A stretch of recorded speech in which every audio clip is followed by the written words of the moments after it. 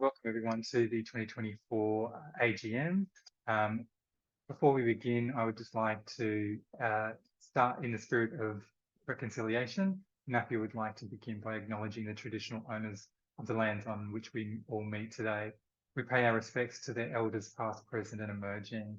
I'd also like to extend that respect to Aboriginal and Torres Strait Islander peoples online today.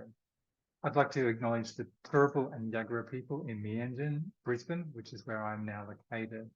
I would encourage anyone online to acknowledge the traditional owners of the lands on which you are now joining us from in the chat. I recognise that these lands have always been places of teaching, research and learning. I'd like to acknowledge the important role Aboriginal and Torres Strait Islander people play within our community. These lands have never been ceded, nor have there been a treaty. Welcome everyone, my name is Ricky Tunney. I'm the current president of NAFEA. I'd like to welcome everyone to our annual general meeting. Following on from our AGM, we will be hosting our webinar on the NAFEA funded project related to the cost of placement in education and health. So stick around for that. Please also be aware that this session is being recorded, so feel free to turn off your video if you do not wish to be recorded. And we finally ask attendees to enter their name and institution into the chat so that this information can be added to the minute. I'd like to also take this opportunity just to introduce our NAFEA executive members who are online. I can see our Vice President, Anne McLeod. Hi, everyone. Our Secretary, Sarah Dahl from the University of Queensland. Anne is from Charles Sturt University. Our Research and Project Manager, Ondine Bradbury, who is now from Swinburne. Swinburne, that's right. You've moved from Deakin, you're now with Swinburne. Yes. Apologies for that, Ondine. Our Treasurer, Imogen White from QUT, and our Assistant Treasurer, Hannah Ling. Imogen's not well today, she's not online. I'm not sure if Hannah is about, but Hannah's been a great help with the Treasury role while Imogen was on parental leave all of last year. And we also have our Professional Development and Scholarships Manager online, Matthew Winslade from Charles Sturt University as well. So just like to take a moment to also thank the executive for all their contributions and commitment to NAFEA over the last 12 to 2 years. The executive terms are 2 years usually. Anne came in, I think, last year, so she's only been on the board for 12 months, but there's been some great things happening within the executive. So we'll jump straight into the agenda. So the first is, as I mentioned before, if people could just put their name and institution details in the chat, we'll then have a list of people who are present. Don't know that there's the only apology is Imogen White that I'm aware of, our treasurer. So we'll now move to the minutes of the previous AGM, which was circulated with the invite to the AGM. So can I get someone to confirm the minute?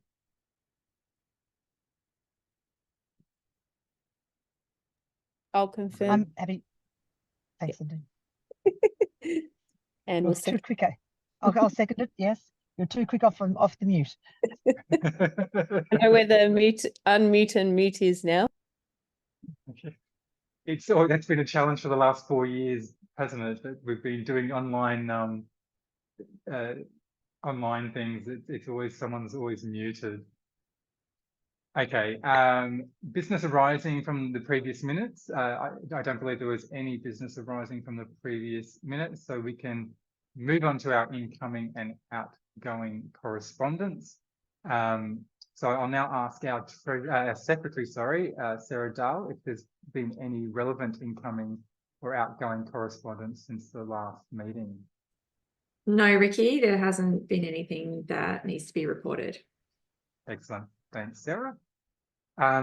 Now, before we continue to the general business, I'd just like to take a bit of a moment to reflect on some of the achievements that NAFEA has done in 2023. So scholarships is probably one of our main things that we offer as part of the association. We offered 15 equity rural scholarships in 2023. So since 2017, we've offered a total of 111 scholarships, and we're in the processes of offering another 10.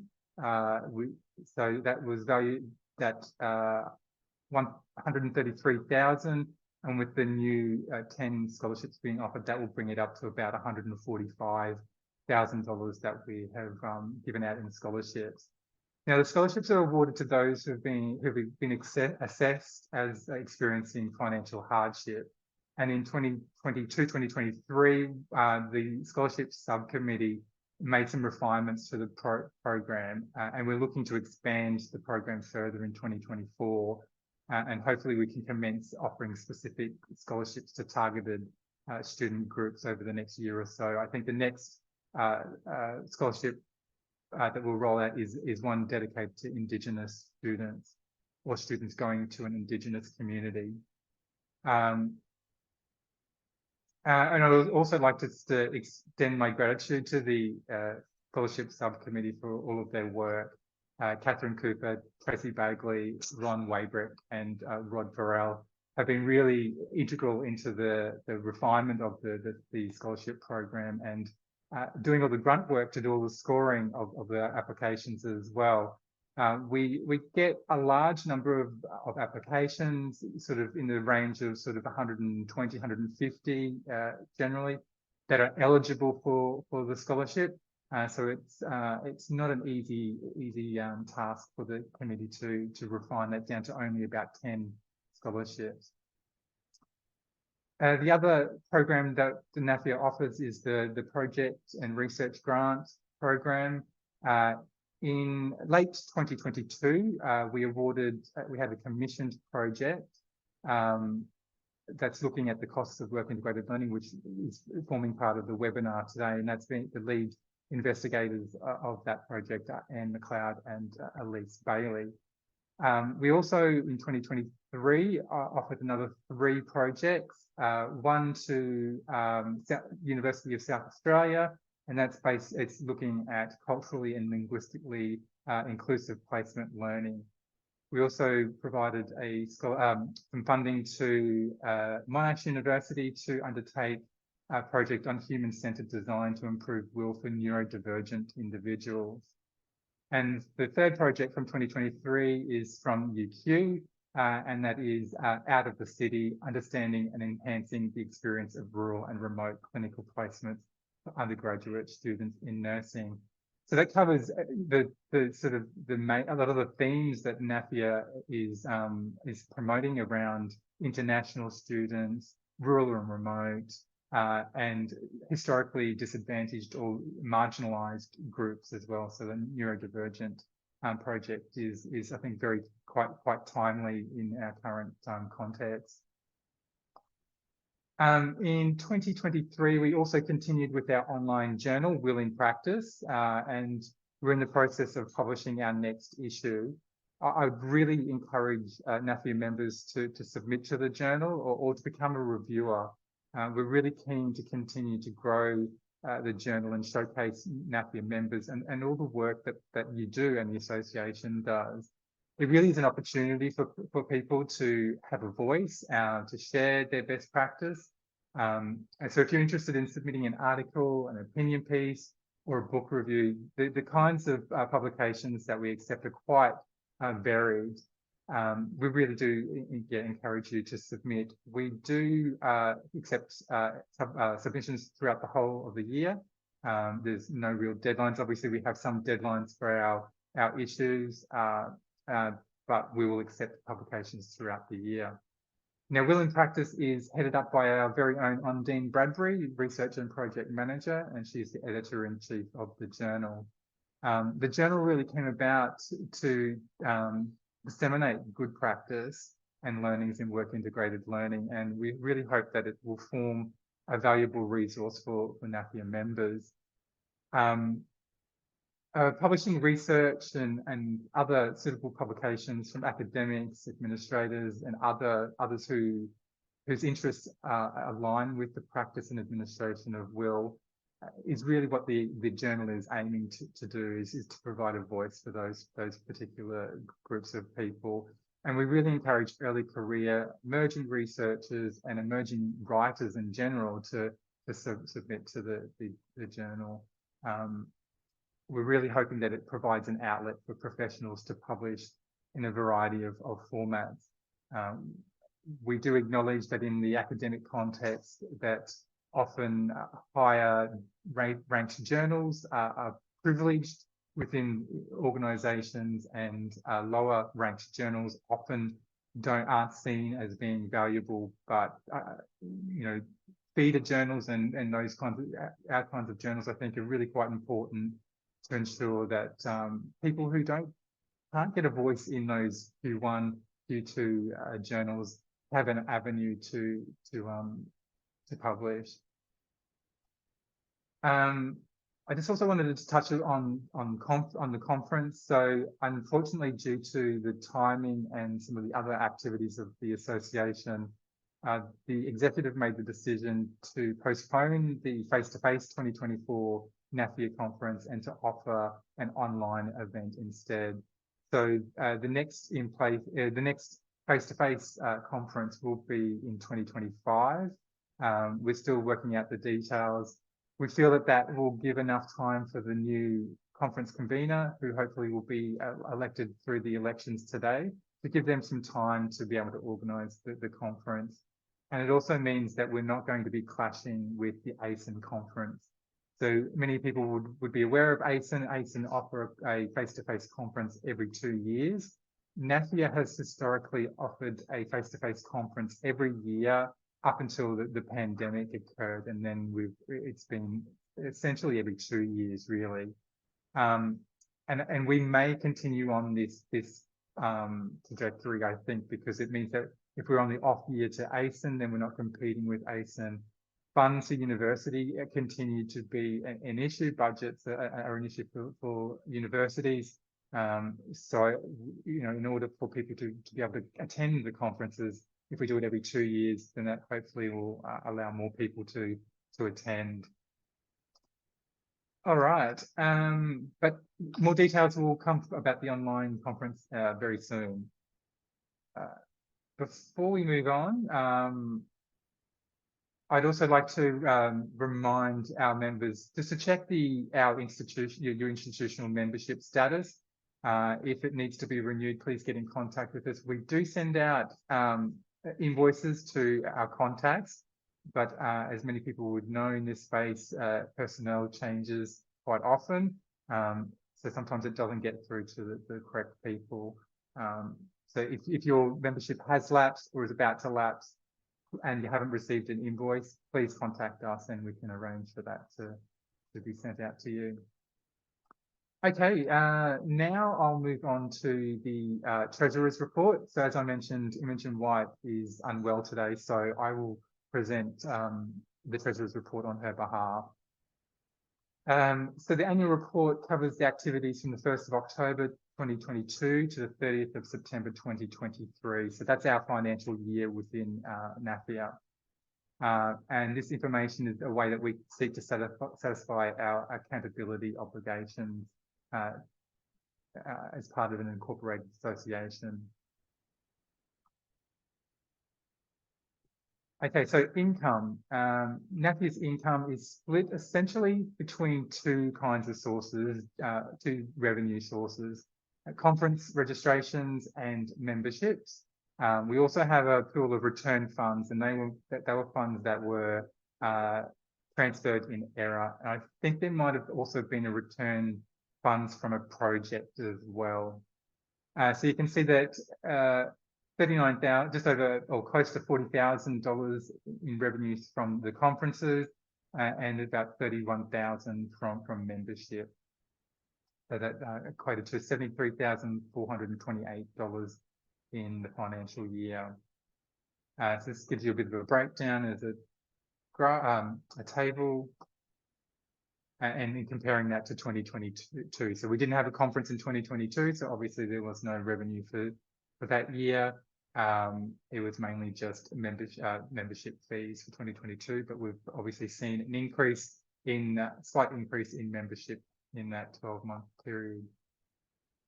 Now looking at expenditure, most expenditure goes towards the conference. So as you can see, slight loss in the conference from last year. So we did offer the conference last year in a hybrid format, in person and online, which did increase our costs. It was a special year to celebrate. NAFEA is 20 years as an incorporated association, so we did have some additional things that we added to the conference to try and make it a little bit more special than previous conferences. Scholarships is the next expenditure, 31,000, just over nearly 32,000, and then project grants is the next one. Obviously, we've got some costs around our website and then video hosting and accountancy, and I'm not sure what goes into other, but 88,282 in expenditure. So comparing that to the previous year, there was very little being spent in the previous year. I think many of the scholarships didn't get paid within that financial year and moved into the 2022-2023 financial year. So that's why it's looking very light on in 2022. All right, now is the main part of the business of the AGM, and that's the elections. So as part of the elections, all of the current executive management committee stepped down from their positions. Anyone who has been in a position can be renominated. There are no rules around being renominated. We do need to have one nomination, the person a nominee to accept that nomination, and someone to second the nominee. So we'll go through the positions in order. So the first position is, and I also like to say that we've received one nomination prior to the AGM for the conference convener role, which I don't seem to have listed on that on the screen, but it is definitely one of our positions that's on the elections today. So apologies for that omission. So do we have any nominations from the floor for president?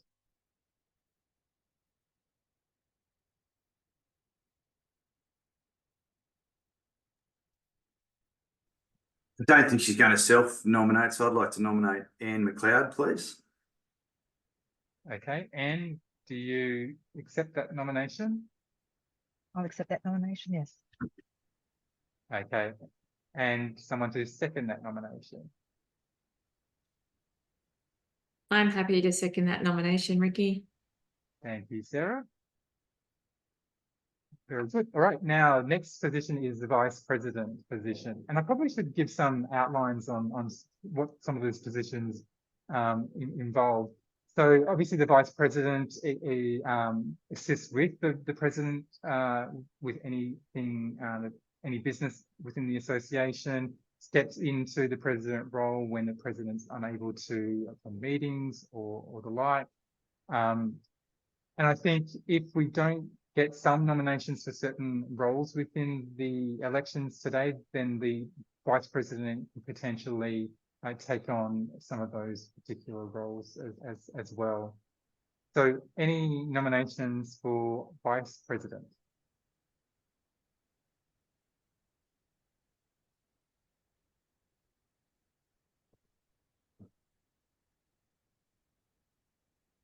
I'm chairing the AGM, so it's a little awkward, but I'm quite happy to nominate myself for vice president. I think I've been president for almost 9 years, and I've been signaling that it would be really nice to have that leadership, someone else take up the leadership and to extend the association. But I think having me continue and supporting the president through that initial transition would be helpful. I'm hoping, Anne? I will definitely nominate, I will second that nomination. Or first that nomination or anything else. Yep, I'll second that. I'll agree. Awesome. All right. Okay, let's move on to the secretary. So the secretary is a slightly special role in the association because there are some rules around that particular role, in that the person needs to reside within Queensland or within 60 kilometres of the Queensland border. And that's because the association was originally registered as an incorporated association within Queensland. So do we have any nominations for secretary? I'd like to nominate Sarah. Is Sarah willing to do that again? I'm happy to accept the nomination. And I'm happy to second the nomination. Very good. All right, the next role is the treasurer role. So obviously the treasurer looks after the finances of the association. It's largely processing membership fees. Obviously when we have a face-to-face conference where there's registrations, there's a little bit more work associated around that time, but generally it's processing invoices and memberships throughout the year. We use MyOB within the association to reconcile all of our financials. So do we have any nominations for treasurer?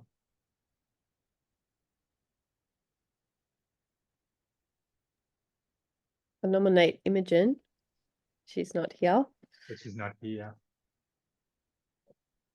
All right, we can, if there's no nominations from the floor, we can go back to Imogen and see if she wants to continue.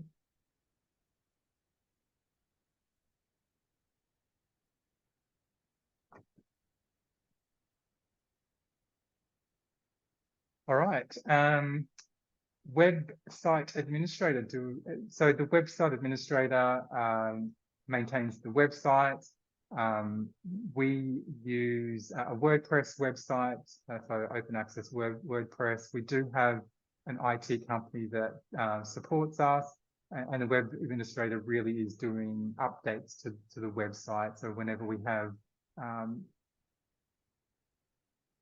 new initiatives or any changes that needs to occur on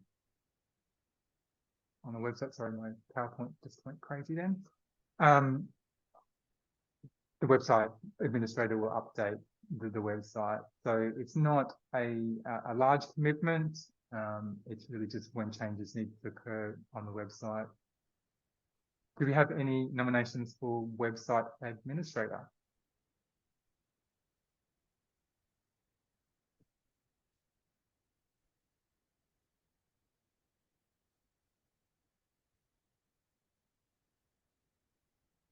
Resounding silence. Resounding silence, yes. I've been the website administrator for the last, I don't know, 3 years or so. So I'm happy to continue to take that role until we find someone else. I'll All right, second that. let's move to research and project manager. So do we have any nominations for the research and project manager role? Now, the research and project manager is involved in coordinating and managing the research and project round, which is we have one round a year. It's touching base with the lead investigators and supporting them through the project with advice and the like. Touching base with them to see how they're progressing. Organising webinars to showcase the projects and promoting the project. Oh, I'd like to nominate Matt Winslade. Matthew. Well, it depends what Ondine is thinking. If Ondine is stepping away to look at other things, then I'll accept. But if Ondine, it depends. I would second that. I think that I've been in the role for a while now.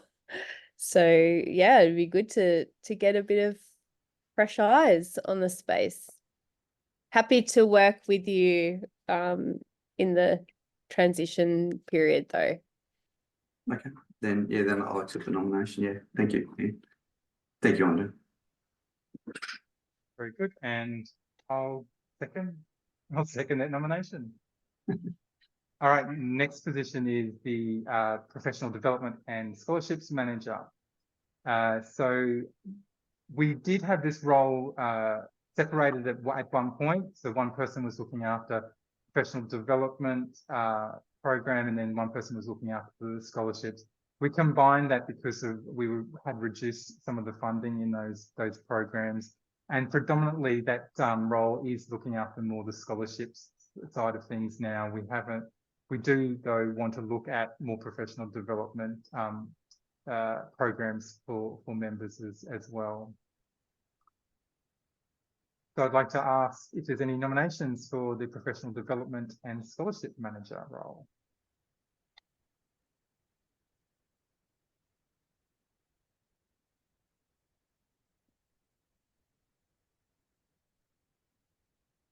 Doesn't sound like we've got any nominations from the floor.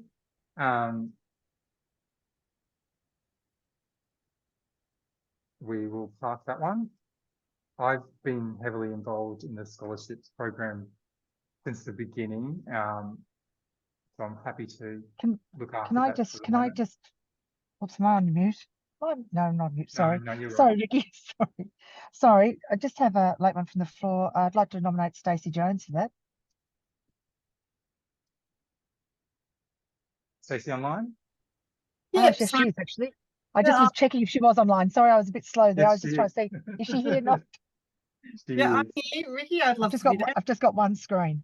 So straight, Tracy, Stacey, you accept that nomination? Yeah, I'd love to. Awesome. Excellent. And I'll second that nomination. All right. Sponsorship and marketing manager. We haven't had a sponsorship and marketing manager for a little while now. Really, it's mainly associated with the conference. So having someone who can liaise with potential sponsors to get some sponsorship for the conference. When we do the conferences, the main revenues coming out of the conference is obviously the registration and sponsorship. And if we can get sponsorship, then that really does help with boosting our funds for our programs, particularly the research program and the scholarship program. Considering we don't have a conference this year, there's probably not a lot of work that's going to happen in this space until later this year, early next year. If we don't have anyone nominating for this, we will park that one for the moment.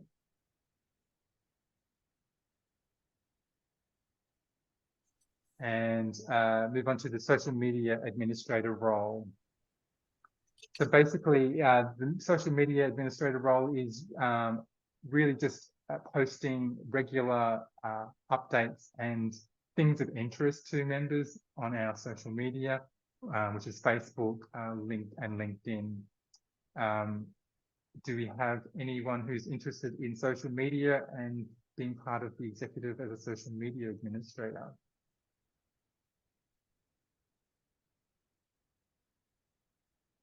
No. All right, we'll park that one as well. And the final one, which is not listed on there, is the conference convener. And we do have a prior nomination from Alicia Corralo. I'm hoping Alicia's on. Hi, I'm here. It's Elisha Carello. Elisha, Hi. sorry. That's okay. That. Hi. Hi, Elisha.